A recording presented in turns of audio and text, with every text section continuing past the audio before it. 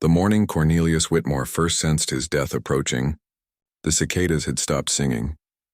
He stood on the veranda of his columned mansion, white paint gleaming in the August sun, and stared out across 300 acres of cotton fields that stretched toward the Mississippi bayou like a pale, endless sea.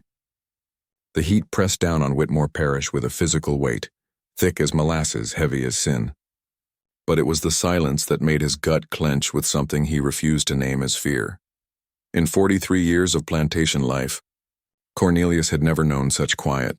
The fields should have been alive with sound.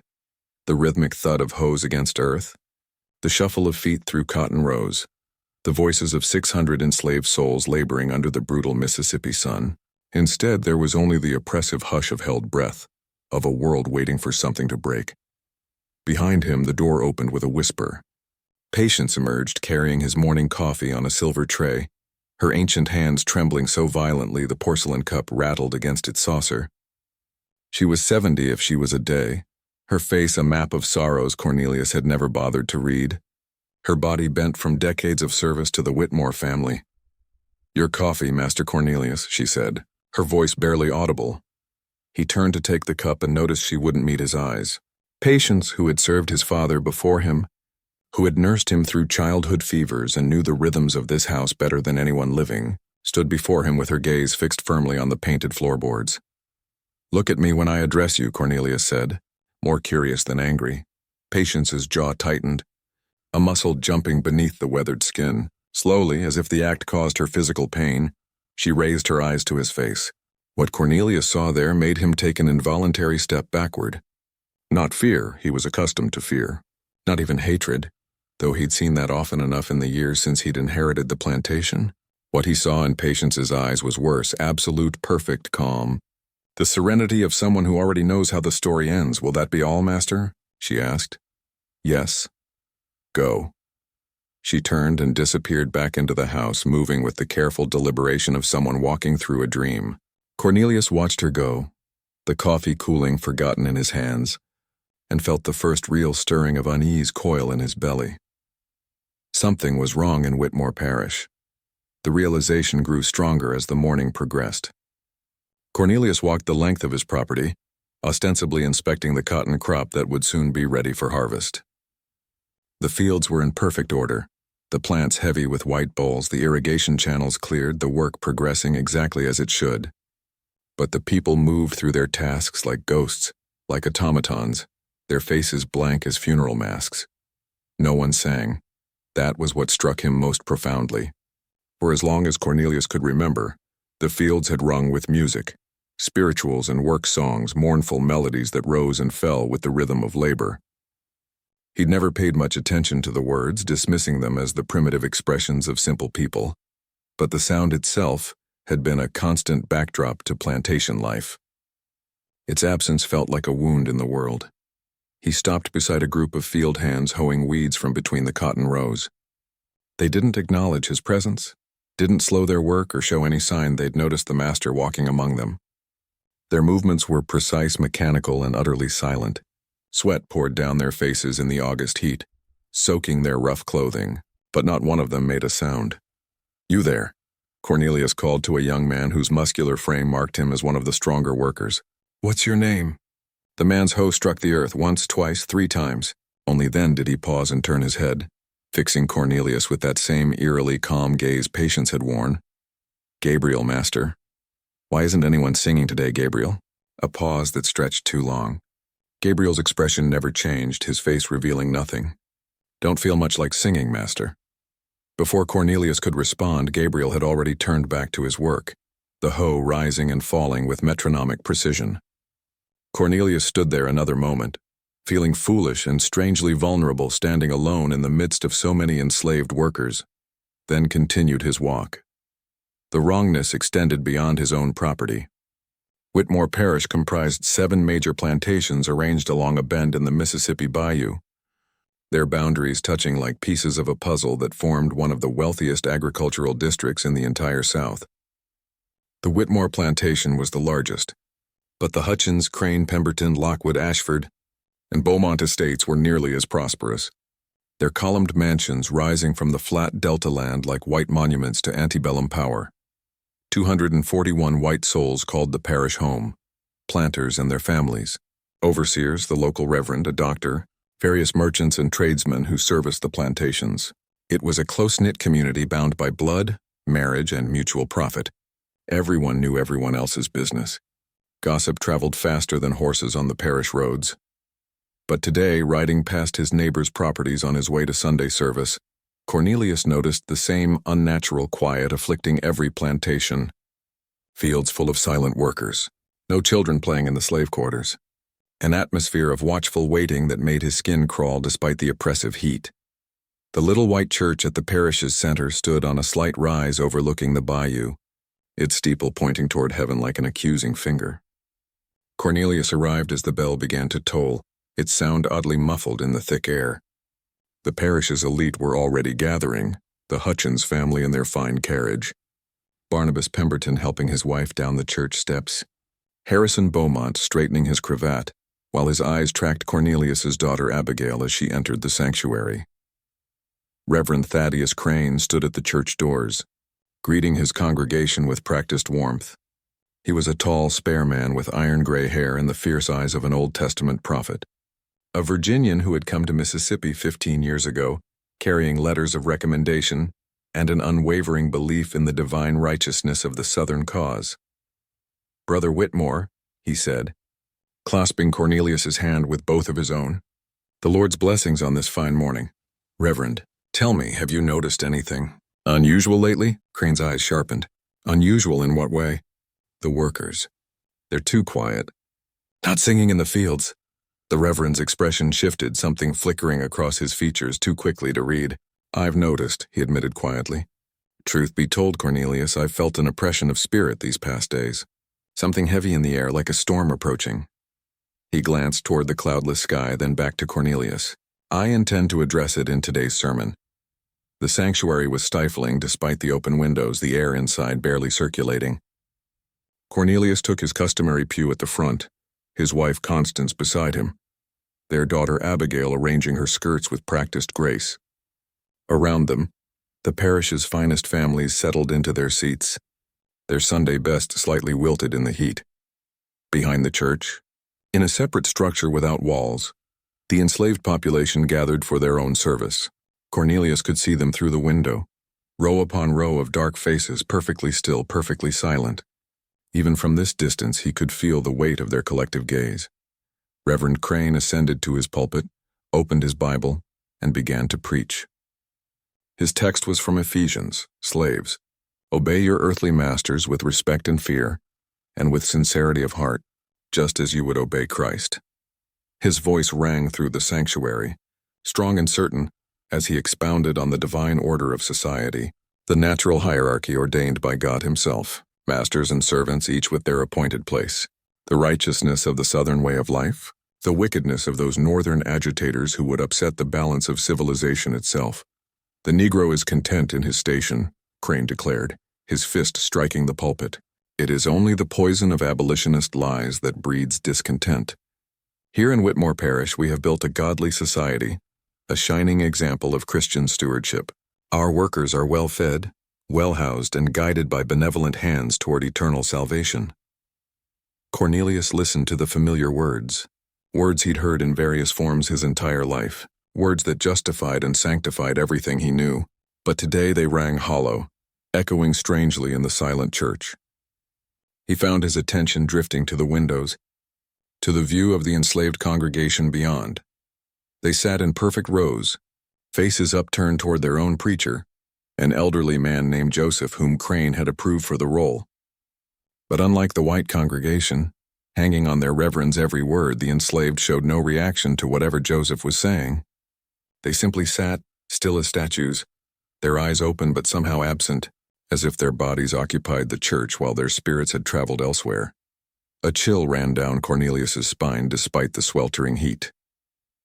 The service ended with a hymn, the white voices raised in praise filling the sanctuary while beyond the walls. The enslaved sang nothing at all. Cornelius emerged into the brutal sunshine feeling obscurely rattled, his unease deepening when he saw his overseer, Silas Drummond, waiting beside his horse. Drummond was a hard man from Georgia, hired 2 years ago to replace an overseer Cornelius had found too lenient. He was effective at his job.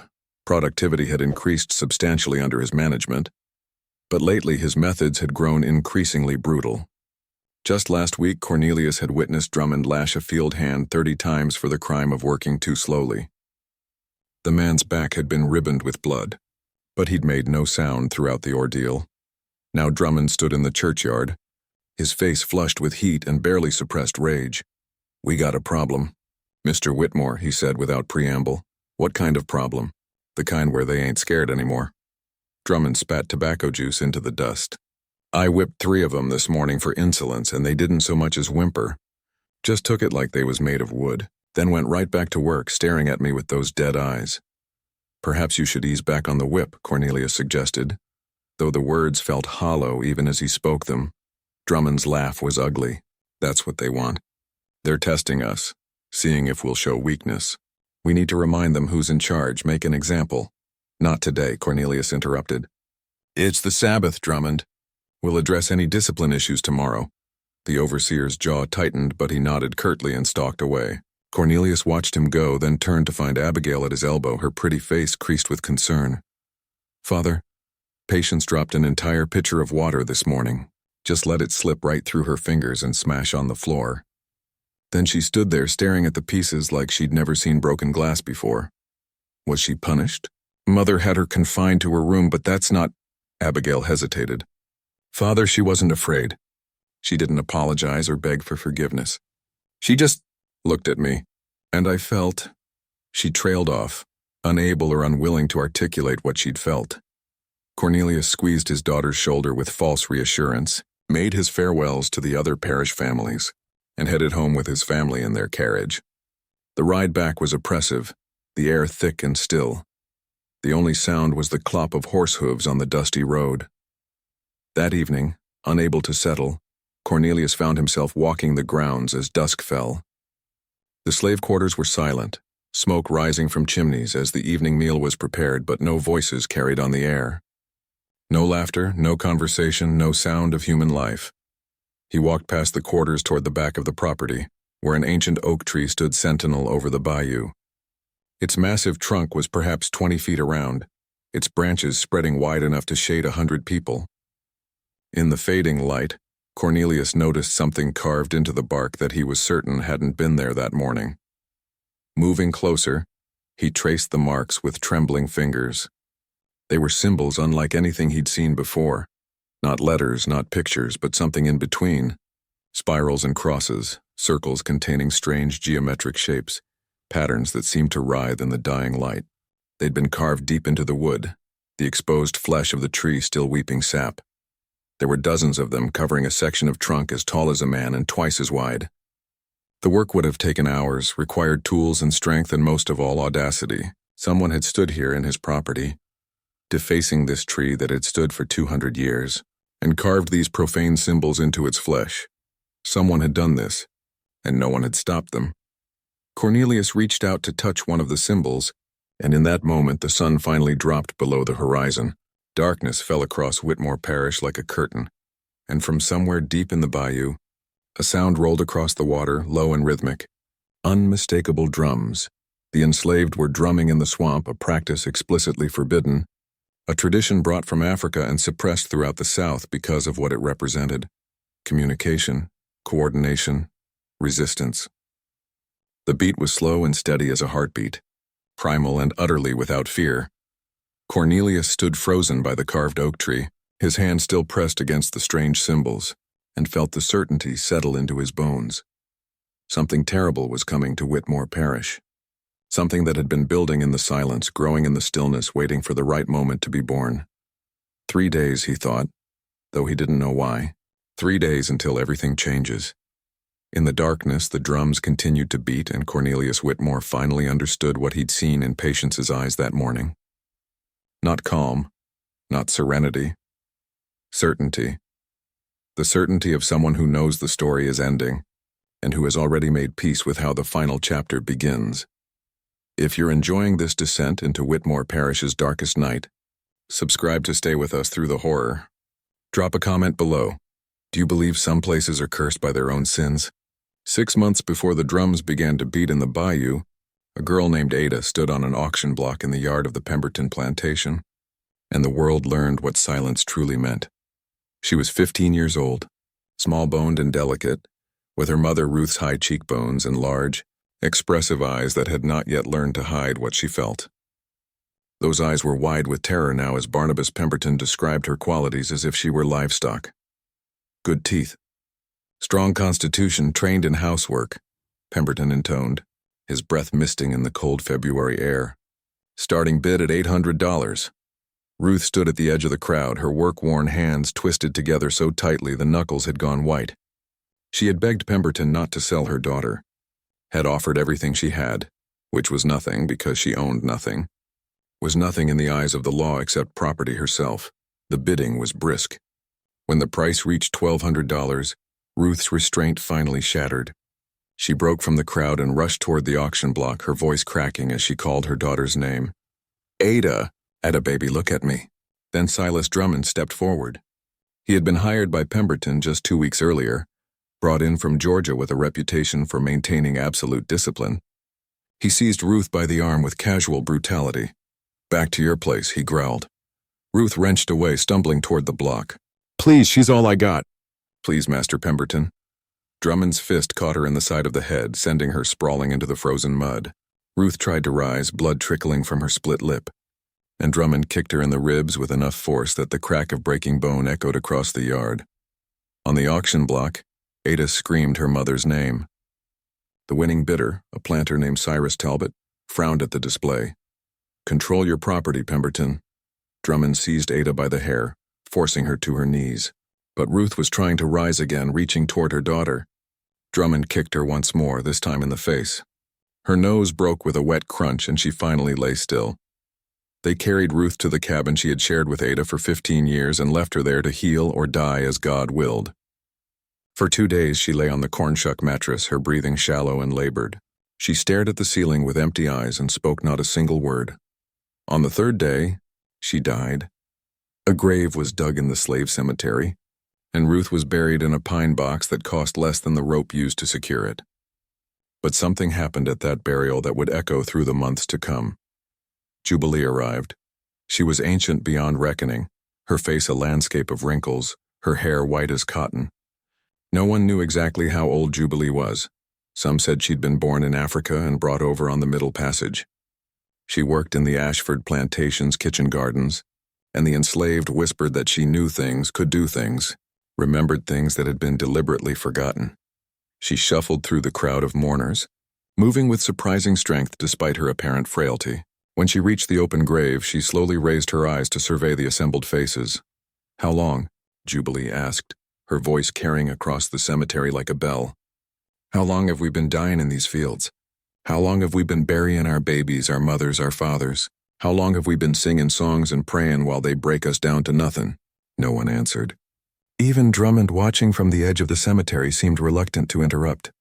Ruth died for loving her child, Jubilee continued. Ada sold away for the crime of fetching a good price. She reached into her dress and withdrew a small cloth bag, scattering red powder over Ruth's coffin. Red clay from the riverbank. Earth that remembers. Earth that keeps count. Her ancient eyes pierced through each person present. Blood calls to blood. Pain calls to justice. And justice got a long memory. That night, deep in the bayou where the plantation owners never ventured, fires were lit. And for the first time in years, the drums began to speak. The gathering started small. 12 people at first, meeting where the cypress trees grew so thick no moonlight could penetrate. Jubilee led them, teaching them things that had been forbidden, things that had nearly been forgotten, words in languages that predated English, rhythms that had crossed the ocean in slave ships, stories of resistance that the masters hoped had been beaten out of memory. Moses came to those early gatherings. He was a blacksmith assigned to the Whitmore forge, his back a map of scars from 3 separate whippings. He was 40 years old and had never known freedom. His wife had been sold south. His children were scattered across 3 states. He had nothing left to lose. What you teachin' us, old woman? He asked after the 3rd gathering. I'm reminding you what you already know, Jubilee replied. that we outnumber them, that they sleep while we wake, that every master got a throat. More people came as winter gave way to spring. Dinah arrived, a house slave from the Hutchins plantation who heard everything the white folks said when they thought she was invisible.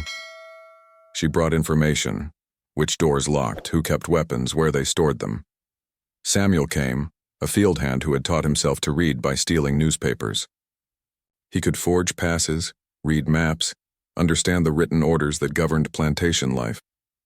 Ezekiel Burke arrived in March, sold from Virginia after his master died. Within a week, he had found the swamp gatherings. They killed my brother in Virginia, Ezekiel told the assembled group. Hanged him for trying to run. Made us all watch. He paused, hands clenching. But before that, my brother told me about other uprisings. Nat Turner, Denmark Vesey, the German coast. Hundreds rising up, making the masters understand what fear feels like. Most of them died, someone pointed out. We already dying, Ezekiel replied. The question is, do we die on our knees or on our feet? Moses stepped forward, his scarred back straightening. On our feet. But not yet. We wait, we plan. We make sure that when we move all at once, and we move completely. Through spring and into summer, the preparations continued. Moses forged weapons in secret. Crude knives, sharpened tools, anything that could be cut. He hid them throughout the plantations. Dinah stole keys and had Samuel trace their shapes so Moses could forge copies. They identified every white person in the parish, all 241 of them, and memorized their locations, their habits, their weaknesses, and all the while, they maintained perfect discipline. When Drummond beat them, they took it in silence. When cursed and degraded, they lowered their eyes. The only outward sign was the absence of song. One by one, the voices in the fields fell silent, as if the music itself had decided to wait. Jubilee performed rituals in the bayou, gathering mud from the deepest pools, bones from animals that had died in the water. She chanted in languages no one recognized, called on names that made the air thicken. Whether what she summoned was real or simply their collective rage made manifest, no one could say. But something answered. Ancestors, Jubilee explained. Every person that died in chains on this ground, they're still here. Still watching. And when the time comes, they gonna walk with us. By August, the plan was complete. They had decided on a date, August 17th, when the moon would be dark and the night would belong to those who had been forced to live in darkness for so long. On August 14th, 3 days before the appointed night, Moses stood in his forge and stared at the last weapons he had made. 37 knives hidden across 7 plantations, 600 enslaved people coordinated and ready. He thought of Ruth dead in the mud for loving her daughter. He thought of Ada sold to a stranger. He thought of every person buried in the slave cemeteries, every child torn from their mother's arms, every back scarred by the lash. 3 days, he whispered to the fire. 3 days and the debt comes due. In the bayou, Jubilee stood among the cypress trees and felt the presence of something vast and hungry. The ancestors were listening. The old powers were waking. 3 days until justice came to Mississippi. 3 days until 241 white souls would learn what it meant to be helpless and afraid. August 16th, 1857. The day before the world ended. Whitmore Parish celebrated. Crystal chandeliers blazed with 100 candles in the great dining hall of the Whitmore mansion, their light reflecting off silver platters and cut glass decanters filled with French wine. The long mahogany table groaned under the weight of roasted meats, delicate pastries, fruits imported from Louisiana, and dishes so elaborate they required 3 enslaved cooks working through the night to prepare them. Tonight, the parish's elite had gathered to celebrate the engagement of Abigail Whitmore to Harrison Beaumont, uniting 2 of the wealthiest families in Mississippi. It was an occasion for spectacle, for the display of prosperity that defined their world. Every prominent family had been invited, and every invitation had been accepted. 241 white souls lived in Whitmore Parish. By evening's count, 238 were in attendance at the mansion or residing on their respective plantations. Only 3 were absent, a merchant traveling to Natchez, a widow bedridden with illness, and her attending physician. They would be the only survivors. Cornelius Whitmore stood at the head of the table, resplendent in his finest coat, and raised his glass. The conversation died as all eyes turned to him. Through the doorway to the kitchen, Dinah stood in the shadows, watching, listening, remembering everything. Friends, family, neighbors, Cornelius began, his voice warm with brandy and satisfaction. Tonight we celebrate not merely the union of two young people, but the continuation of our way of life. A way of life built on order, prosperity, and the natural hierarchy ordained by Providence itself. Murmurs of approval rippled around the table. Harrison Beaumont, sitting beside Abigail, placed a proprietary hand over hers. He was 26, handsome in a cold way, with pale blue eyes that assessed everything in terms of value and profit. "We have built something remarkable here in Whitmore Parish," Cornelius continued. 7 plantations, 600 workers, 3,000 acres of the finest cotton land in the South. We have tamed this wilderness and made it bloom. We have brought civilization to a savage place. In the kitchen, Patience ladled soup into fine china bowls with hands that no longer trembled. Her face was serene, almost peaceful. She had stopped being afraid 3 days ago. "Our children will inherit this legacy," Cornelius said, gesturing toward Abigail and Harrison, "and their children after them. For 100 years, for 1,000 years, Whitmore Parish will stand as a testament to what can be achieved when men of vision and determination impose order upon chaos." He raised his glass higher, to the natural order, to prosperity, to the eternal supremacy of our way of life. "Here, here." The voices echoed through the dining hall as glasses clinked together in toast. Dr. Edmund Lockwood, seated near the far end of the table, did not drink. He was a thoughtful man, educated at Harvard before returning south to practice medicine. For weeks now, a growing unease had gnawed at him. The silence in the fields, the strange stillness that had settled over the parish like a shroud. "Cornelius," he said quietly, "have you given any more thought to what we discussed? The peculiar atmosphere among the workers?" The table fell silent. Cornelius's jovial expression flickered with annoyance. "I have given it thought and dismissed it as temporary melancholy. Nothing more." "You worry too much, Edmund, perhaps, but I've been thinking about what happened in Virginia with Nat Turner. About Haiti." "About Haiti?" Barnabas Pemberton interrupted, his face flushing red. "You dare mention that abomination at a celebration? Those were savages, Edmund, led by French corrupted half-breeds. Our workers are well treated, properly disciplined, content in their station. Are they?" Lockwood pressed. "When did you last hear singing in the fields? When did you last see anything but empty compliance in their eyes?" Harrison Beaumont laughed, the sound sharp and dismissive. "Empty compliance is precisely what we should desire. Better silent obedience than the chaos of granting them voice." "I agree with Harrison," said Thaddeus Crane, the Reverend's voice carrying the weight of divine authority. "We've perhaps been too lenient in the past, allowing them their songs and gatherings. Silence is discipline. Silence is proof that our guidance has taken root." Lockwood opened his mouth to respond, but Cornelius cut him off with a raised hand. "Enough. This is an evening of celebration, not debate. Edmund, if you cannot join in our joy, perhaps you should retire early." The rebuke was gentle but unmistakable. Lockwood subsided into his chair, his concerns dismissed and his warnings unheeded. Around him, the conversation resumed its cheerful course as if he had never spoken. Patience entered with the soup course, moving from guest to guest with practiced efficiency. When she reached Abigail, the young woman wrinkled her nose. "This is barely warm," Abigail complained. "Are you incompetent as well as old?" "My apologies, Miss Abigail," Patience said, her voice utterly flat. "Apologies aren't sufficient." Abigail's hand shot out, striking Patience across the face with enough force to snap the elderly woman's head to the side. "Take it back and bring me something hot, or I'll have Drummond give you 10 lashes." Patience's head slowly turned back.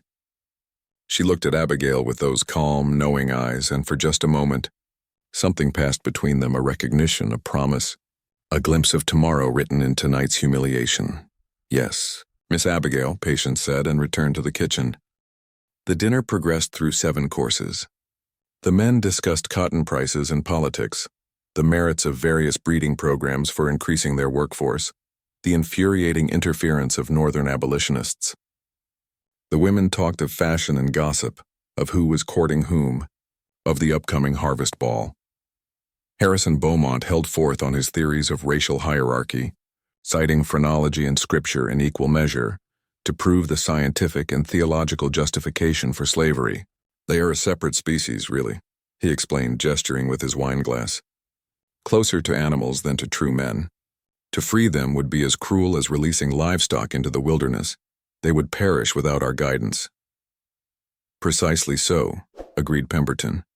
My new overseer Drummond understands this. Firm discipline, consistent punishment, no tolerance for impudence. Since he arrived, productivity has increased 30%. I should borrow him, said Cyrus Ashford, owner of the plantation to the north. My people have grown lazy. Perhaps a taste of Georgia discipline would remind them of their place.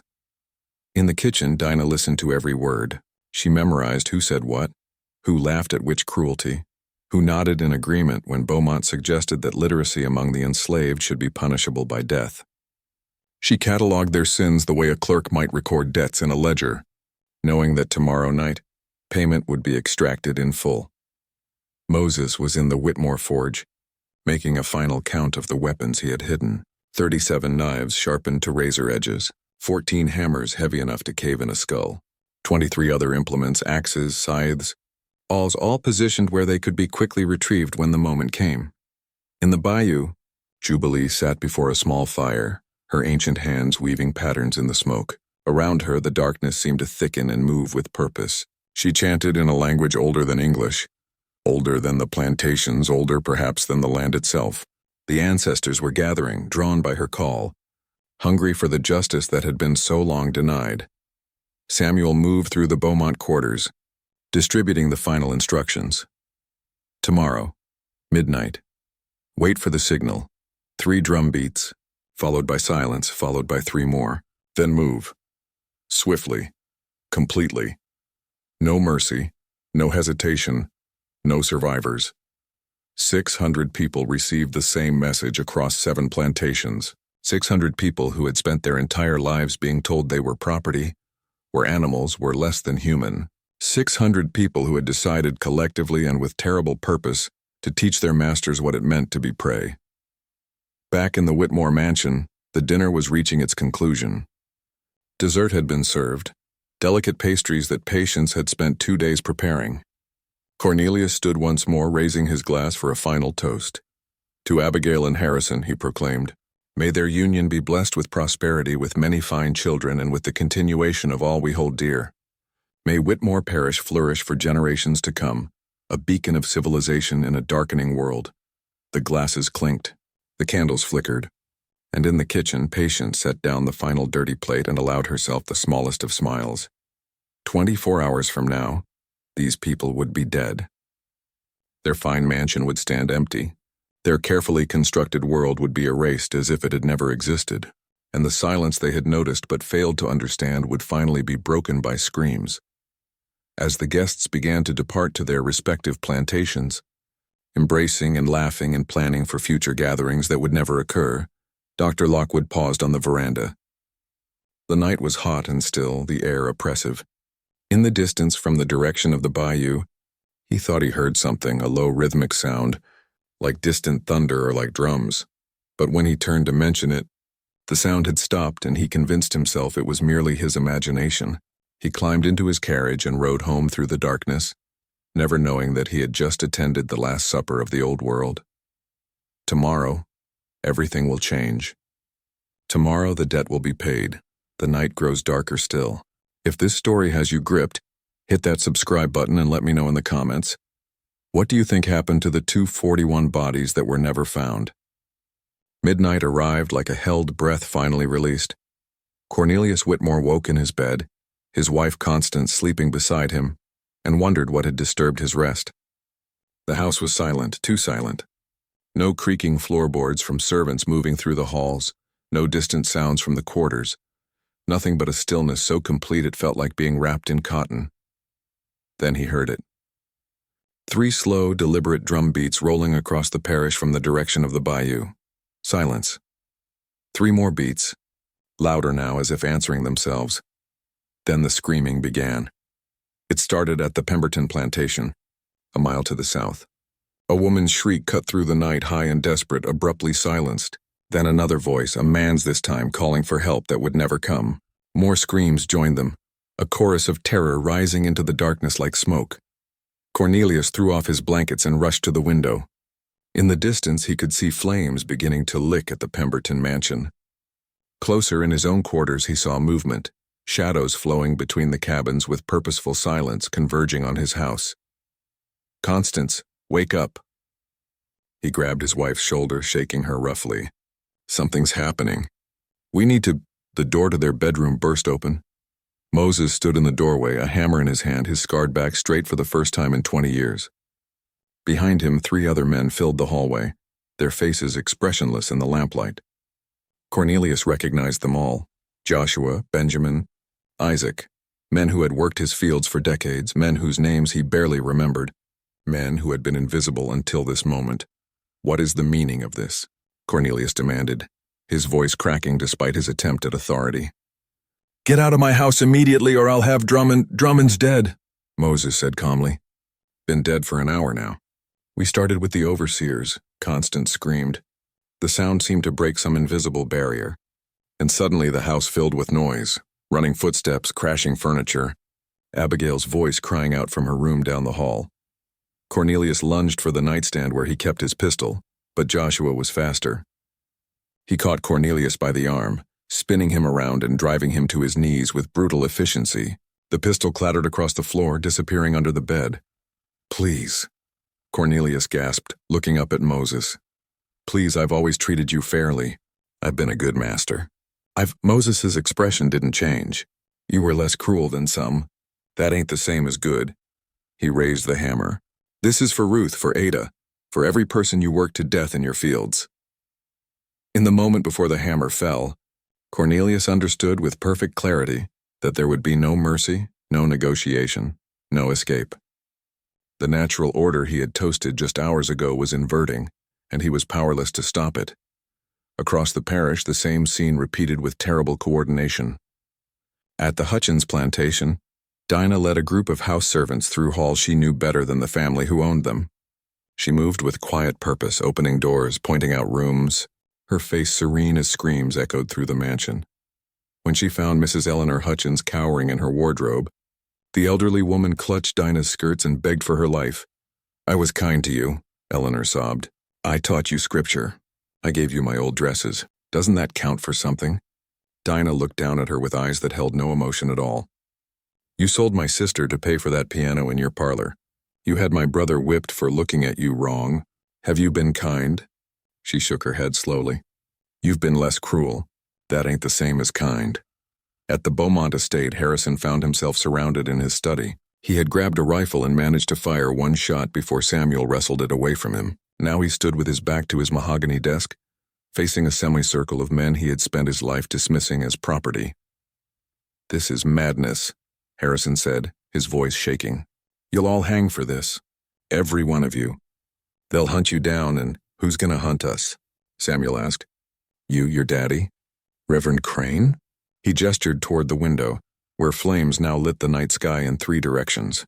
"Everybody is dying tonight, Mr. Beaumont. Everybody who benefited from our suffering, everybody who looked away, everybody who told themselves this was the natural order of things. But why?" Harrison's voice rose to a shriek. "We fed you. We housed you. We brought you to Christ. You chained us," Samuel replied quietly. "You beat us. You sold our children. You raped our women. You worked us until we died, then replaced us like broken tools." He stepped closer, "And you called it civilization. Reverend Thaddeus Crane died in his church on his knees before the altar where he had preached so many sermons about obedience and divine order. The enslaved found him there, praying desperately for deliverance. They granted him none. Barnabas Pemberton died in his yard near the spot where Ruth had fallen 6 months ago. His last sight was of the auction block, empty in the firelight, a monument to all the families he had torn apart for profit. Dr. Edmund Lockwood heard them coming and did not run. He stood in his parlor facing the door, and when it opened to reveal Dinah and 3 others, he spread his hands in a gesture of surrender. "I spoke against it," he said quietly. "At dinner tonight I warned them. I've always believed the system was wrong, that—" "You believed it was wrong," Dinah interrupted. "But you lived off it just the same. You took your share of the profits. You treated our wounds so we could work longer, heal faster, make more money for the people who owned us." She moved closer. "Being troubled in your conscience ain't the same as being innocent, Dr. Lockwood. Then there's no justice here, Lockwood said, his voice breaking. Only vengeance. No, Dinah replied. This is exactly justice. You just don't like what justice looks like when it finally comes due. The carnage spread across all 7 plantations with mechanical efficiency. The enslaved moved through the night like shadows, their movements coordinated by years of silent planning. They knew every building, every room, every place where the white families might hide. There was nowhere to run. Some of the planters fought. They died quickly. Others begged, offering money, freedom, anything. They died anyway. A few remained silent, accepting their fate with the dignity they had denied others for so long. They died last, but they still died. Abigail Whitmore tried to hide in her wardrobe, the same place she had hidden as a child playing games. Moses found her there, trembling among her silk dresses. She looked up at him with tearful eyes and whispered, "Please, I'm only 19. I haven't even lived yet." Moses thought of Ada, 15 years old and sold to a stranger. He thought of all the young people torn from their families, their lives stolen before they truly began. He thought of how many enslaved children never reached 19, worked to death or sold away or broken by the system Abigail had benefited from without question. "None of us lived," he said. "We just survived. There's a difference." By 2 in the morning, the screaming had stopped. The 7 plantations burned, flames reaching toward a moonless sky that offered no light and no judgment. The enslaved moved through the carnage with grim purpose, ensuring their work was complete. 241 white souls had called Whitmore Parish home. By dawn, all but 3 were dead. The traveling merchant, the bedridden widow and her physician, who would carry news of this night to a horrified world. But something else happened in those dark hours, something that would later be impossible to explain. As the last of the masters died, as the last scream faded into silence, the bodies began to disappear. Not through any natural means. They simply vanished. One moment the corpses lay where they had fallen. The next they were gone, as if the earth itself had opened up and swallowed them whole. Even the blood seemed to fade from the floorboards, the walls, the ground. Jubilee stood in the center of the Whitmore plantation, her arms raised toward the sky, chanting in that ancient language. Around her the air shimmered and twisted, reality bending in ways that hurt to perceive. The ancestors she had called were claiming their due, taking not just lives but the very memory of lives, erasing the evidence of what had been done. "The land remembers," Jubilee whispered. "The land keeps its own accounts." And tonight the land collected what was owed. As dawn approached, 600 formerly enslaved people stood in the ruins of Whitmore Parish and faced a question they had never been allowed to consider. What comes next? Josiah Winters arrived in Whitmore Parish at noon on August 18th, his wagon loaded with dry goods and patent medicines, expecting to conduct a profitable day of business with the parish's wealthy planters. Instead, he found a graveyard without graves. The first sign of wrongness was the silence. As his horse pulled the wagon down the main road that connected the 7 plantations, Josiah heard nothing, no field songs, no overseers' shouts, no sounds of labor that should have filled a working plantation on a Monday afternoon. Just the rhythmic clop of his horse's hooves and the whisper of wind through the cotton plants. The second sign was the smell. Smoke hung in the air, acrid and thick, though the fires that had produced it had burned out hours ago. Beneath the smoke was something else, something metallic and wrong that made Josiah's gut clench with instinctive dread. He pulled up to the Whitmore mansion first, the grandest house in the parish, where he always began his rounds. The gate stood open. The front door hung askew on its hinges. No one came to greet him. "Hello?" Josiah called, climbing down from his wagon. "Mr. Whitmore. Anyone home?" Silence answered him. He approached the house slowly, his footsteps loud on the gravel drive. The windows were dark, some broken, glass glittering in the afternoon sun. A chair lay overturned on the veranda. A woman's shawl, fine silk, expensive, lay discarded on the steps, one corner stained with something dark that might have been wine or might have been blood. Josiah pushed open the front door. It swung inward with a long creak, revealing the entrance hall beyond. The grandfather clock had stopped at 12:47. Fresh flowers in a vase on the side table were already beginning to wilt. Everything looked normal, almost peaceful except for one impossible detail. There were no people, no servants moving through the halls, no family members going about their daily business. No bodies, no signs of struggle beyond the overturned furniture and broken glass. Just emptiness, as if everyone had simply vanished mid-moment, walking away from their lives and leaving everything behind. "Mr. Whitmore?" Josiah's voice cracked as he moved deeper into the house. "Mrs. Whitmore." "Abigail?" He found the dining room table still set with last night's dishes. Food remained on the plates, roasted meat gone cold, pastries untouched, wine congealed in crystal glasses. It was as if the diners had stood up mid-meal and walked away, never to return. In the kitchen, pots sat on the stove, their contents burned to black crusts. A knife lay on the cutting board beside half-chopped vegetables. A cook's apron hung on its hook, slightly swaying as if someone had just removed it. But no cook. No servants. No one. Josiah's hands trembled as he backed out of the kitchen. This was wrong. All wrong, in ways his mind struggled to comprehend. Where were the hundreds of enslaved people who worked this plantation? Where was the white family who owned it? Where was anyone? He ran from the house, his breath coming in ragged gasps, and climbed back onto his wagon. The horse, sensing his fear, stamped nervously as he drove to the next plantation. The Hutchins estate was the same. Gates open, house empty, signs of wealth and comfort everywhere, but no people enjoy it. In the parlor, he found a piano with sheet music still open on the stand. In the study, a half-written letter lay on the desk. The ink dried on a sentence that would never be completed. "My dearest sister, I write to inform you of the most joyous, the Pemberton plantation. Empty, the Crane property, empty, the Beaumont, Lockwood, and Ashford estates, all empty. 7 mansions standing like monuments to nothing. Their occupants vanished as completely as if they had never existed. No bodies in the houses, no corpses in the yards, no mass graves in the fields. Just absence, profound and inexplicable. It was at the Beaumont estate, as the sun began its descent toward evening, that Josiah found the first real evidence of violence. In Harrison Beaumont's study, furniture was overturned. A rifle lay broken on the floor and long streaks marred the wallpaper, streaks that might have been left by desperate, clawing fingers, but still no bodies, still no blood, though Josiah's instincts screamed that blood had been spilled here.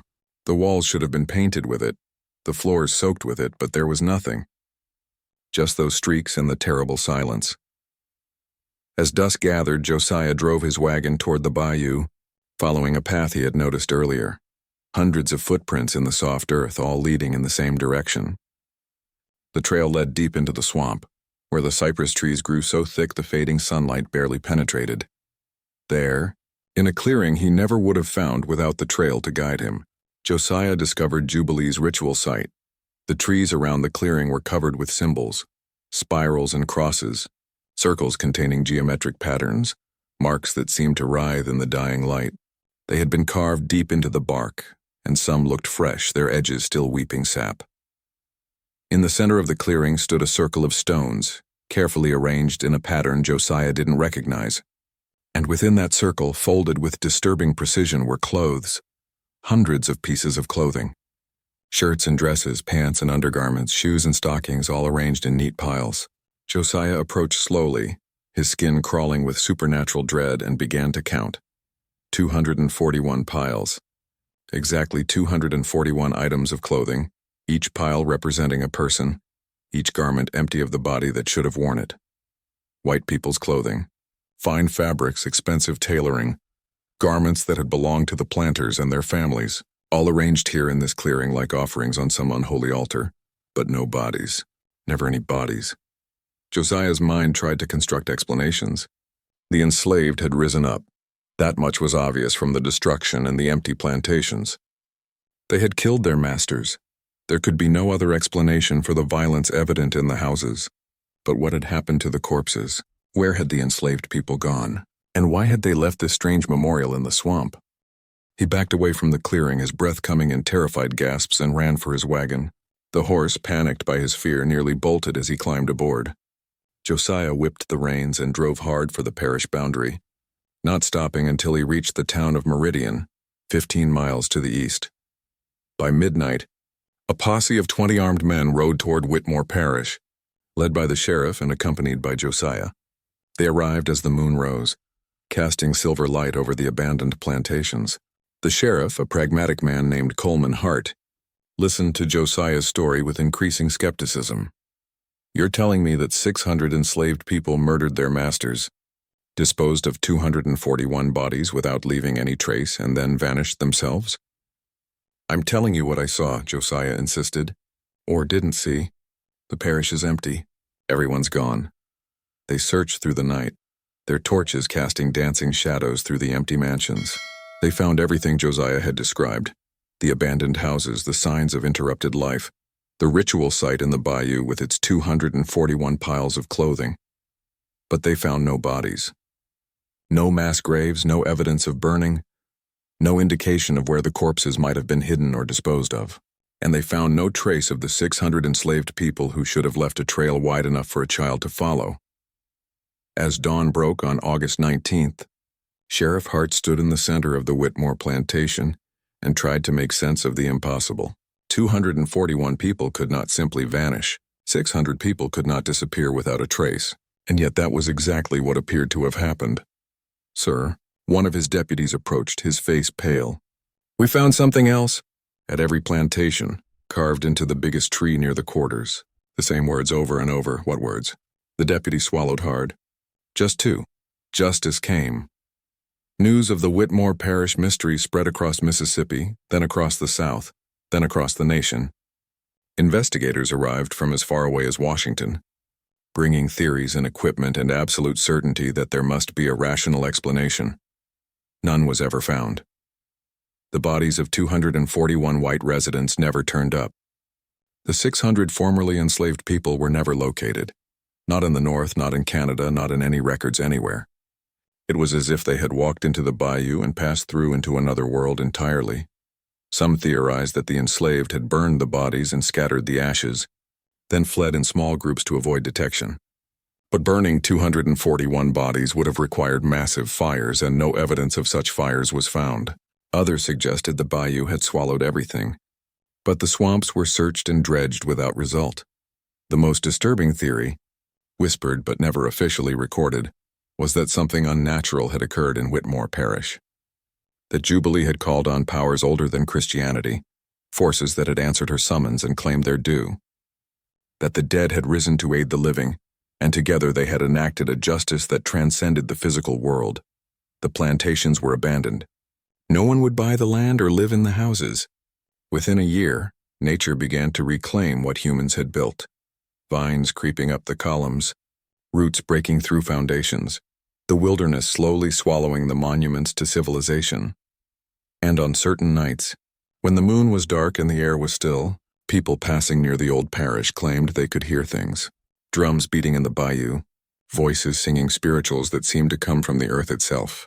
And underneath it all, a sound like 241 people screaming. Trapped forever in the moment of their deaths, Josiah Winters never returned to Whitmore Parish. He sold his wagon and moved to Ohio, but the nightmares followed him. Every night for the rest of his life, he dreamed of that clearing in the bayou, those 241 piles of empty clothing, and the terrible certainty that something had taken those people, body and soul, and dragged them somewhere that maps could never chart. The land remembered what people tried to forget.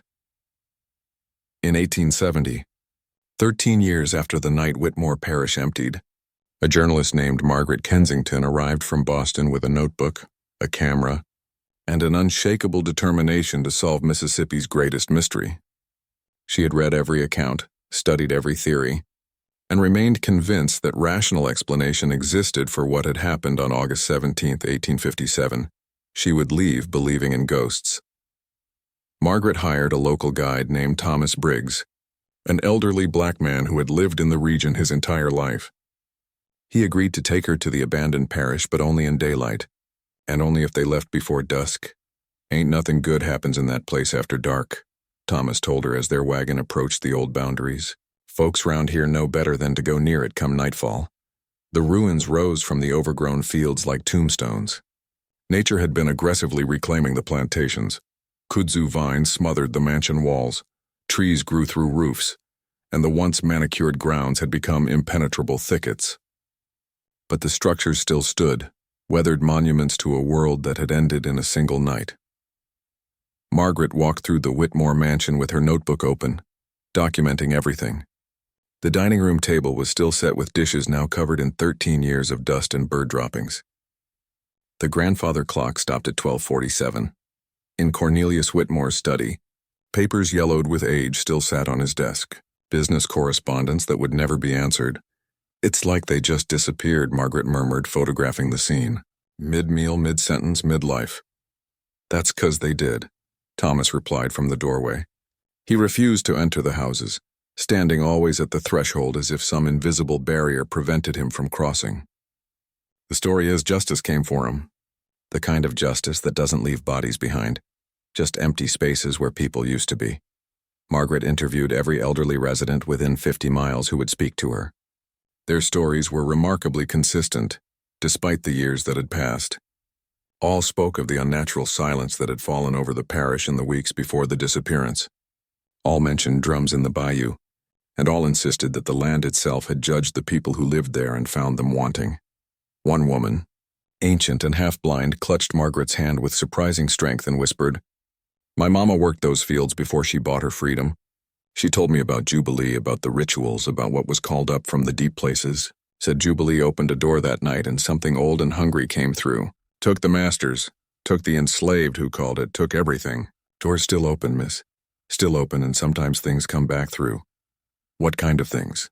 Margaret asked, the woman's milky eyes fixed on her with disturbing accuracy. "The kind that make sure nobody forgets what happened here. The kind that keep the debt paid over and over forever." Margaret spent 3 days documenting the parish. She photographed the ruins, sketched the symbols still visible on the trees, and carefully explored every plantation. On the 3rd day, she found the slave cemetery behind the Pemberton estate. Row upon row of unmarked graves stretched across a small field, each mound slowly settling as time eroded the memory of who lay beneath. Margaret counted them, over 300 burials, representing decades of people worked to death, beaten to death, or simply ground down until their bodies gave out. At the far edge of the cemetery, she found one grave that was different. A wooden marker, weathered but still legible, bore a single name: Ruth. Margaret stood before that grave as the afternoon light began to fade, and felt the weight of all the stories she had heard, all the pain that had soaked into this ground. 241 white people had disappeared. But how many black people had died here over the generations? How many Adas had been sold away? How many Ruths had died for loving their children? "We should go now, Miss Kensington," Thomas called from the edge of the cemetery. "The sun's getting low." But Margaret lingered, photographing Ruth's grave marker, and didn't notice when the light began to change. The afternoon sun took on a strange quality, the shadows lengthening in directions that didn't quite match the sun's position. The air grew heavy, oppressive, and in the distance, she heard something that made her blood run cold. Drums, low and rhythmic, rolling across the fields from the direction of the bayou. "Miss Kensington," Thomas's voice was sharp with fear. "We need to leave, now." Margaret turned to run, and that's when she saw them. Figures moving through the abandoned plantation houses. Not quite solid, not quite transparent. Something in between, like shadows given form. They walked through walls as if the structures were no more substantial than fog. And they moved with terrible purpose. One figure emerged from the Whitmore mansion, and Margaret's camera fell from her trembling hands. It was a man, or had been once, dressed in the tattered remains of fine clothing. His face was frozen in an expression of eternal terror, his mouth open in a scream no one could hear. He walked past Margaret without seeming to see her, his eyes fixed on some horror only he could perceive. Behind him came more figures, dozens of them, all dressed in the clothing of the antebellum elite, all trapped in that moment between life and death. They were the missing people of Whitmore Parish, Margaret realized with absolute certainty. Not gone, not truly, just caught somewhere between existence and oblivion, walking through their deaths over and over again for all eternity. "They're still dying," she whispered. "They're dying forever." Thomas grabbed her arm and dragged her toward the wagon. Behind them, the figures multiplied, emerging from all 7 plantations. 241 ghosts reliving their final moments in an endless loop. And moving among them, Margaret saw other figures. The enslaved people who had enacted justice that night, their forms more solid, more purposeful, repeating their roles in the eternal play that Whitmore Parish had become. They drove hard for the boundary, the horse panicked and frothing. Behind them, the drums grew louder, and Margaret looked back to see the entire parish enveloped in unnatural darkness, though the sun hadn't yet set. Lights moved through that darkness, torches, or something like them, and the screaming began. They crossed the parish boundary as full night fell, and the sounds cut off abruptly, as if someone had closed a door between worlds. Thomas didn't stop driving until they reached the town, and even then, his hands shook so badly he could barely hold the reins. Margaret published her account in the Boston Herald, complete with photographs and eyewitness testimonies. The story caused a sensation, spawning a dozen imitators who traveled south seeking the truth about Whitmore Parish. Most found nothing but ruins. A few never returned. The land was officially seized by the state of Mississippi in 1875, but no effort was made to resettle it or put it to use. It remained abandoned, a wound in the landscape that refused to heal. In 1920, a group of students from Ole Miss decided to spend a night in the ruins as a dare. 3 went in. Only one came out, and he was found the next morning wandering the road, his hair turned white, unable to speak.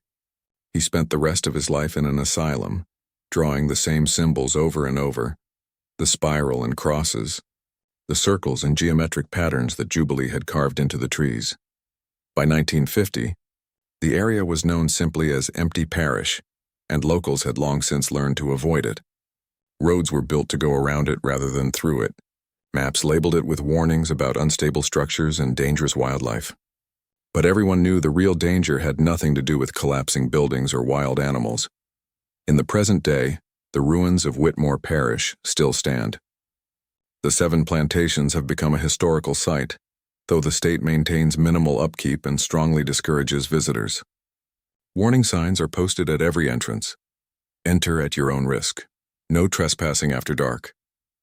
Paranormal investigators come periodically, drawn by the legend. Some report strange phenomena, electronic equipment failing, unexplained voices on recordings, shadows that move independently of any light source. Others find nothing but old buildings slowly returning to the earth. But ask anyone who lives in the surrounding counties and they'll tell you the same thing. Don't go to Emptied Parish after dark. Don't go on moonless nights, and never ever go on August 17th, because that's when the drums are loudest, when the screaming can be heard for miles, when the past bleeds through into the present and the dead walk among the ruins. Some historians argue that the Whitmore Parish incident was a successful slave revolt followed by a coordinated escape, nothing more. They point to other uprisings, other rebellions, and suggest that the mystery has been exaggerated over time. The missing bodies, they claim, were disposed of in the bayou or burned, and the enslaved people simply vanished into the Underground Railroad so completely that no record survived. But that doesn't explain the symbols that appear fresh carved on the trees each year. It doesn't explain the 241 items of clothing that were found in the bayou, or why that clearing remains bare of vegetation to this day, as if the earth itself refuses to let anything grow there. It doesn't explain what Margaret Kensington photographed in 1870, or why those photographs show figures that weren't visible to the naked eye. It doesn't explain the students who disappeared, or the many others who ventured into Emptied Parish and emerged changed, haunted by things they could not articulate. Most of all, it doesn't explain the debt, because some injustices run too deep for simple resolution. Some sins stain the land itself, soaking into the soil like blood, creating wounds that never truly heal. Whitmore Parish was built on stolen labor, on broken families, on systematic brutality that lasted for generations. 241 people benefited from that system, and on one night in August, the bill came due. Whether what happened was natural or supernatural, whether it was justice or vengeance or something that exists in the space between those concepts, one truth remains: Whitmore Parish remembers. The land remembers. The dead remember. And on certain nights when conditions are right and the veil between worlds grows thin, the past stops being past and becomes present again. The last person known to have spent a full night in Emptied Parish was a documentary filmmaker named James Crawford in 2003. He went in with cameras and recording equipment, determined to debunk the legend once and for all. He emerged at dawn, his equipment destroyed, and refused to speak about what he had experienced. But before he died of a heart attack 3 months later, he wrote one sentence in his journal, found by his family afterward. "They're still there, and they're still angry, and they have every right to be. The ruins stand. The mystery endures, and Emptied Parish remains what it became on that August night in 1857, a testament to the consequences of cruelty, a monument to resistance and a warning written in the language of vanished souls and unanswered screams. Justice came to Whitmore Parish, and justice, it seems, decided to stay. The silence of Whitmore Parish remains unbroken to this day. If this macabre tale left you unsettled, subscribe for more horror from America's darkest corners. Comment below, would you dare walk through Whitmore Parish at night?